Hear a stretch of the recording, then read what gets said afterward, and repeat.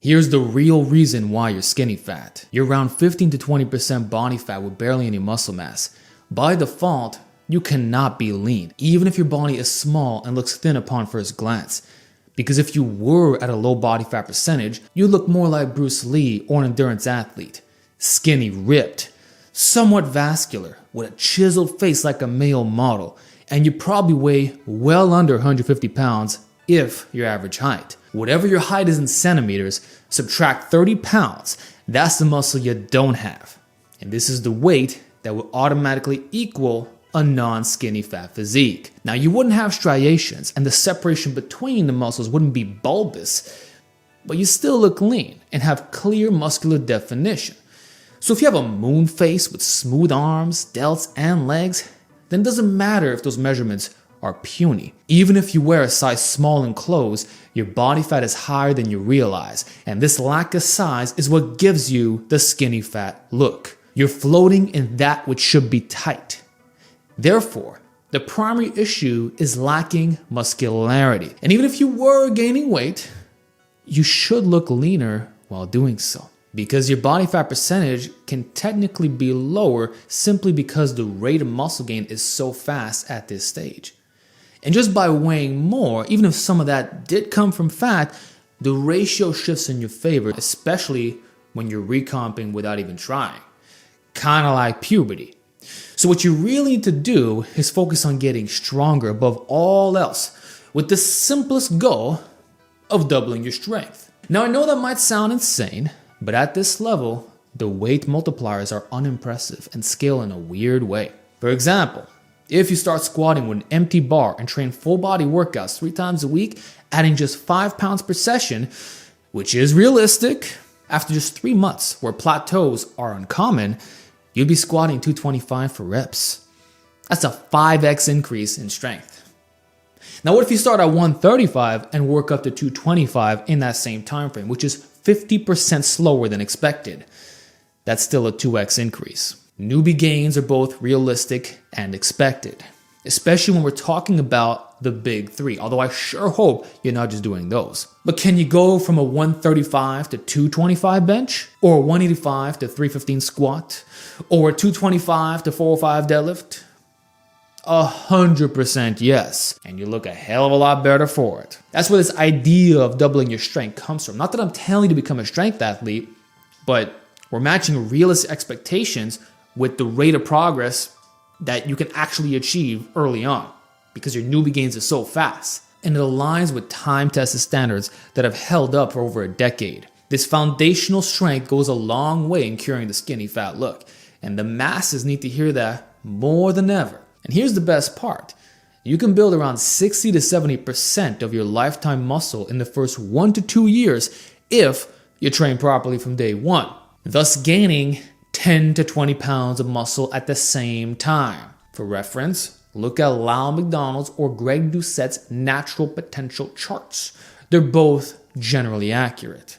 Therefore, your main goal is to milk linear progression on all the major movement patterns plus basic isolations for as long as you can. At the very least, reaching late novice status, which would naturally put on the required muscle to never be skinny fat ever again. It's a permanent physiological change. The frame is forever, with the bare minimum being 10 pounds of lean muscle, which every single one of you can hit rather quickly. If not, I'm sorry to say it, but your diet and program both suck. Genetics is not the problem, because this is not the hard phase of lifting. In fact, it's the easiest phase of your entire lifting journey. Mark my words, you will never have progress like this ever again unless you hop on PEDs. You should be having constant motor pattern refinement, minimal axial fatigue, unusually fast weight and rep increases, all done with the simplest of programming.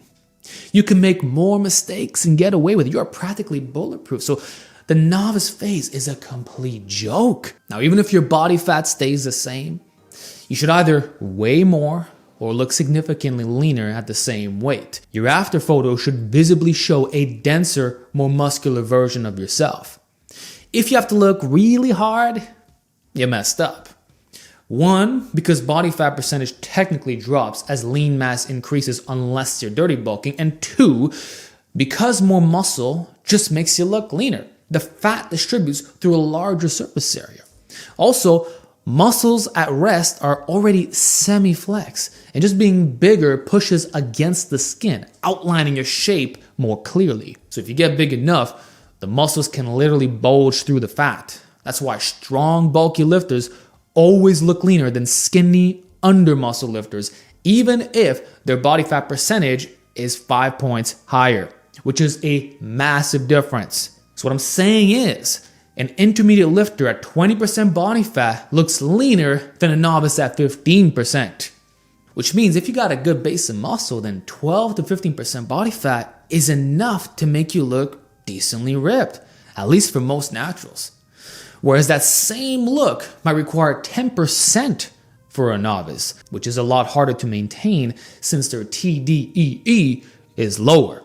Just to say, a sedentary DL might maintain on 2,000 calories, meaning they'd have to drop to 1,500 calories just to lose 1 pound of fat a week, which is absurdly low. For comparison, I can get shredded to the bone on that guy's maintenance. That's the difference. Muscle matters. And it's also why I don't recommend cutting right away, since you'll naturally recomp anyway. Plus, you need more muscle mass than anything else. That is the priority. This is why hardcore lifters have bigger appetites and can eat like average fat guys without gaining weight. The DBZ memes of eating everything at the buffet are based in reality. Trust me, get your ass over to the buffet. Regarding visual impact, take strong men with visible abs at over 300 pounds, or natural bodybuilders in the off-season who are closer to bear mode yet often look leaner than novice TikTok bros at 135 pounds. Which begs the question, why get super lean in the start when you could just put on more muscle and naturally end up looking leaner even if you're actually not? You can literally be heavier and look leaner. Given your frame, your 3D protrusion, and your fat to muscle ratio overall, and then depending how muscular each body part is. So you can't rely on body fat percentage in isolation without considering all these other factors. Take a lean 15-inch arm and add a pure inch of fat on it, and it still looks lean at 16 inches. But if your starting point is 12 or 13 inches, and now you bulk it to 14 inches, guess what? It just looks like a smooth pipe. That's the skinny fat look. And it becomes very easy to hit if you're not on top of your diet. Just need to gain a little bit of fat and boom, you look terrible. Maybe that's why shredded novices are so afraid of bulking. Because when they actually do put on 5 pounds of fat without the muscle gain, assuming they're non-lifters, it really shows. Whereas having muscle gives you leeway. You can see a gradual shifting of the physique as body fat goes up and down. It's not so jarring. There's zones. What you don't want are thin arms with a small belly that sticks out past your chest, which is why you need a thicker torso even if you're not fat. Because even a little bit of protrusion looks off when you're flat-chested, which many women can attest to. And that's how t-shirts are designed for the average skinny fat physique. Whereas if you had any amount of muscle, they would float on the waist and be tight on the chest, arms, and a bit of the upper back. So the margin of error is very small when you're lacking lean tissue. You're either skinny ripped or skinny fat. There's no in-between physiques. Muscle priority also matters. And that's why I need to emphasize that while you should absolutely get stronger at basic compound lifts, you also need standards on curls, pushdowns, dumbbell lateral raises, and extensions. A good benchmark is hitting strict 80 to 100 pound barbell curls and skull crushers, and at least 35 pound strict dumbbell preacher curls and extensions. You should also try to get 25 pound dumbbell lateral raises with strict form. These are all very reasonable goals. Hit that alongside a 1 plate overhead press for reps and at least 1 plate on weighted pull-ups and dips, also for reps, and you'll look far better than a minimalist SBD bro who now has glaring weak points to fix. Remember, skinny fat physiques are never arm dominant, so avoid minimalism right off the bat.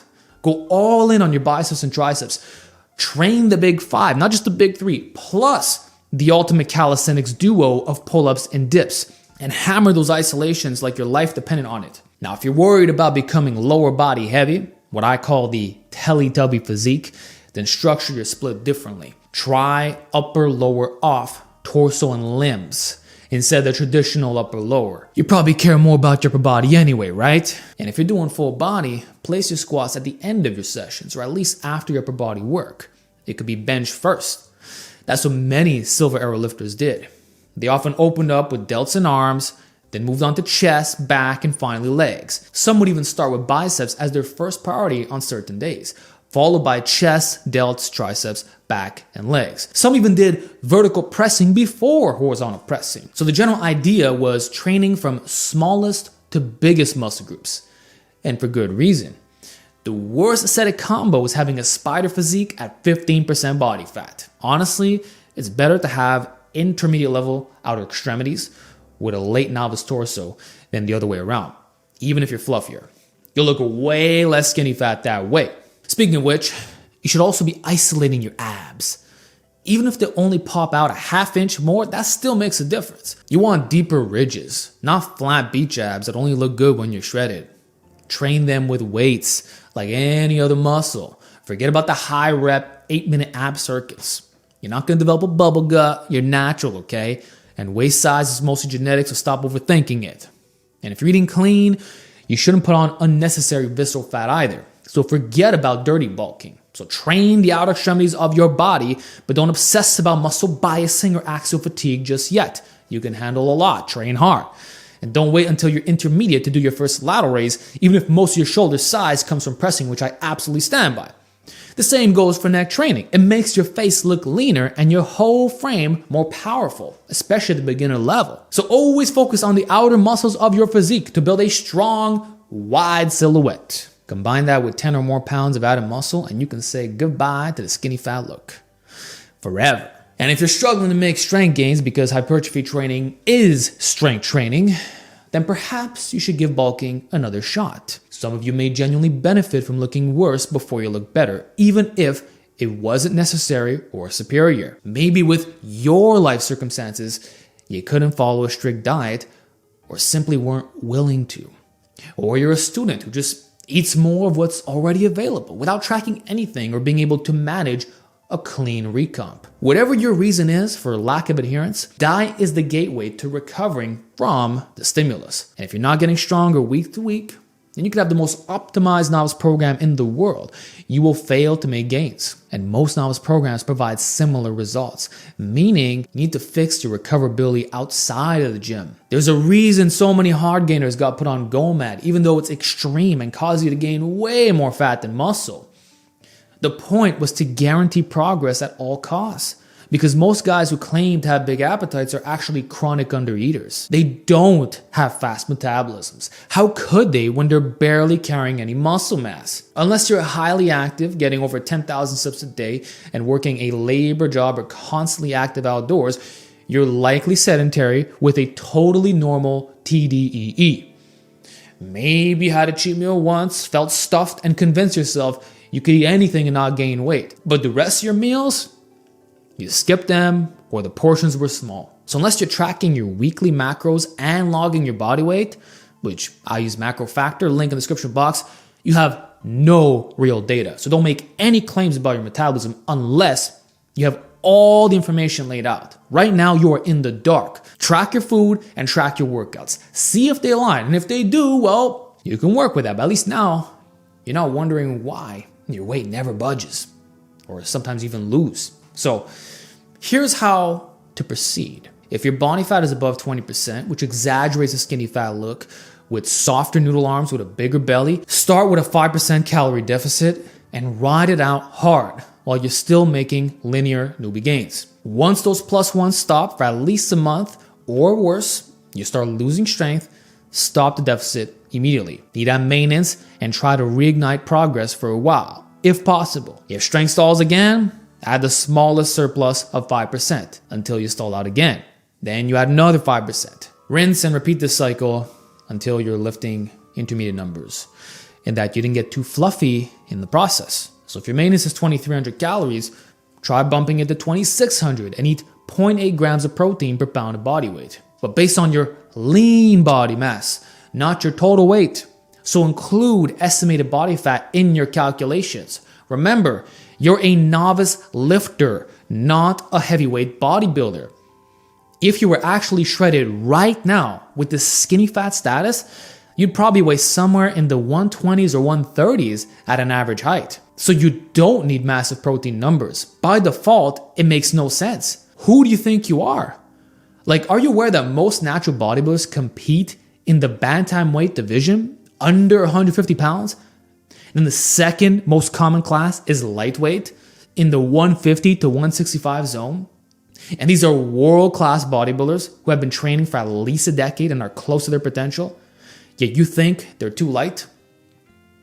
No, you're just not as jacked as you think you are. You're carrying so much more body fat. So adjust your macros accordingly. You have to base it off the muscle. Now, after about a year of smart training and eating, your base muscle should be there. By then, it's very unlikely that you'll still be skinny fat. If you still think you are, either your expectations have been warped by drugged up influencers, or your body fat is higher than you're admitting and is throwing off your silhouette. If that's the case, start cutting and reassess, but only do so if your base strength is decent.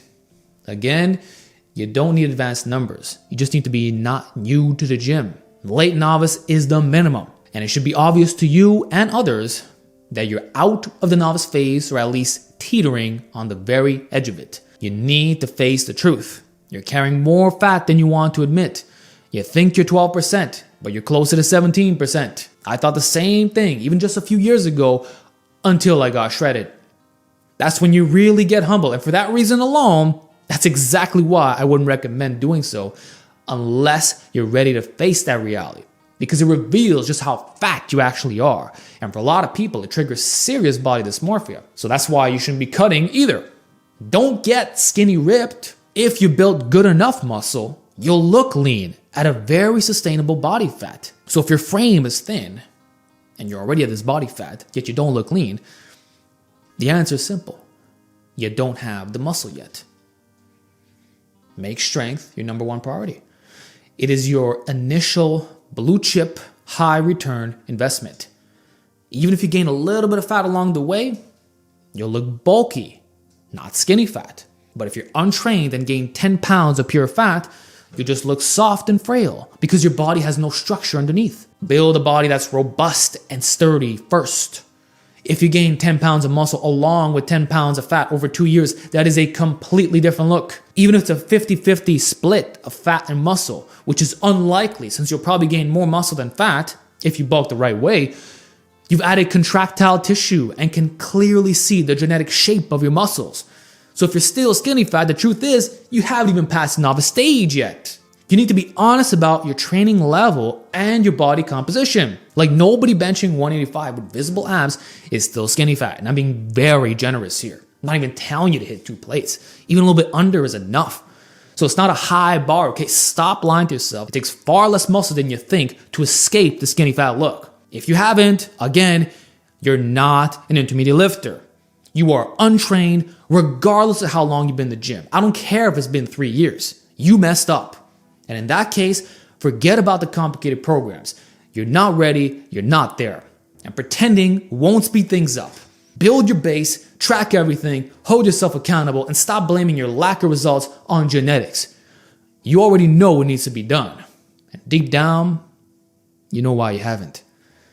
The skinny fat look is a direct result of not having enough muscle. Period.